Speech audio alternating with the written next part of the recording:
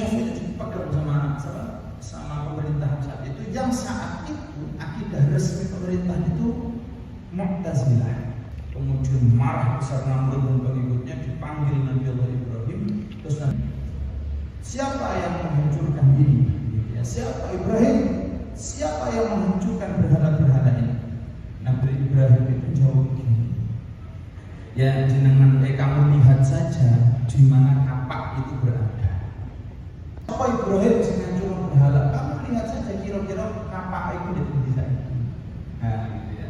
Itu bahasa Tauriyah. Tapi Nabi Ibrahim juga tidak mengatakan bahwa yang mau menghancurkan adalah begitu. Contoh Tauriyah. Dimyati di sini. Yusuf di atas. Yusuf itu sudah pesan sama Dimyati, Jim, kalau saja memang kalau tidak salah di dalam bahasa itu mengatakan saya pernah berbohong, tapi tidak berbohong sebenarnya, tapi Tauriyah karena tidak makhluk. Kata Imam Syafi'i, tidak mungkin seorang nabi itu berbohong, tidak mungkin seorang rasul itu berdusta, tapi menggunakan bahasa Tauriyah. Misalnya kamu ucapkan itu bahwa ya kamu lihat saja kapaknya di siapa sekarang. Itu kan Nabi Ibrahim tidak menuduh itu yang mungkin, tetapi mengajak. Makanya kemudian orang-orang pasukan Namrud mengatakan Nabi Ibrahim menjadi berfurqan haula makhluk. Kata Imam Syafi'i. Ya, Imam Syafi'i menjawab, Zabur, Taurat, Injil, Al-Quran ini semua makhluk. Pemimpin senang dong ngakoni kan. Padahal itu masih sama Imam Syafi'i haula makhluk. Jadi sebenarnya Imam Syafi'i ini ya, bukan Al-Qur'annya, ya, bukan Injilnya, tapi maksud ya, itu asidik. Yang kedua amanah. Kanjeng Nabi dawuh adil amanata ila man ittaman. Ya, adil amanah ila man ittaman. Ya, jadi tunaikan amanah itu kepada orang-orang yang berhak untuk mendapatkannya. Jadi perintah wala takhun man khana. Bahkan Kanjeng Nabi mengajarkan kalau kamu dikhianati oleh seseorang, maka jangan kamu mengkhianati balik orang tersebut. Saking eleke ditempatkan satu keluarga di situ nggak ada anak, di situ nggak ada tetangga, di situ nggak ada kesuksesan terus masuk sukses ini pasti ada kesulitan, yang dihasilkan oleh Allah. Nawaitu untuk akhir-akhir ada silaturahmi kabar billahi ta'ala yang sholat dalam ibadah taraful aini. Dalam hadis ini disebutkan ada ibadah taraful aini.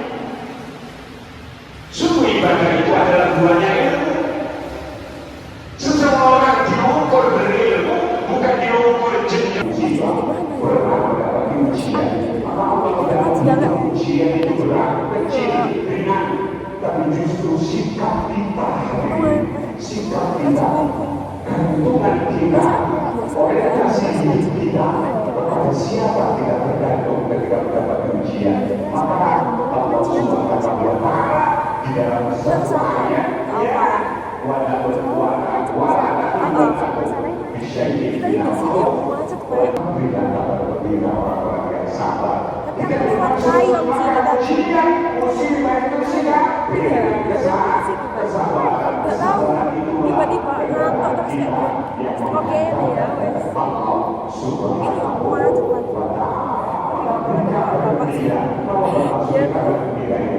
bisa merah jadi aku ikut. Bila orang yang bisa bersikap sabar ketika menghadapi ujian, apa maksudnya itu? Aku pernah sekolah kalau bergembira, kalau bergembira itu surga kan?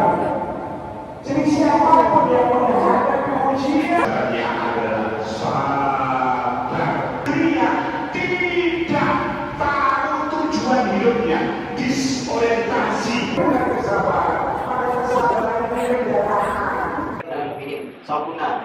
Oleh-oleh saya termasuk golongan kudus, termasuk golongan Nabi Ibrahim, al-Baqi, oleh-oleh atau betul-betul bisa iman dengan Gusti Allah Subhanahu wa taala. Kenapa saya bisa kontrol dari 40 bagian itu? Tapi najunan laksana kurban minimal betul-betul hal. Saya bisa kontrol tapi najunan takui laksana ibadah kurban. Yang pertama jika itu totalitas atau kapiyati patuh atau keperintah Allah Subhanahu wa taala. Nabi Ibrahim kan itu ajur pelipah kekasih Allah. Nah oleh ujian sangat berat. Oleh aktif dan najunan cara laki manusia biasa. Tanpa ujian seperti sampai dijalani. Aku yang modelnya seperti itu mudah foya-foya itu makanya mati masuk surga cebrok itu nggak perlu tenaga praktekkan. Ada orang yang jatuh dari pesawat nggak perlu tenaga, senang di atas raya nyanyi dia. Tapi bagaimana hasilnya ketika menggelempar di aspal? Apa yang terjadi? Nyok-nyok. Perlu perjuangan, dan perjuangan itu berupa kerja keras. Bukan santai-santai saja, sudah ada dirimu jawabannya. Dan seperti itu prinsipnya setan hidup. Lalu kita sama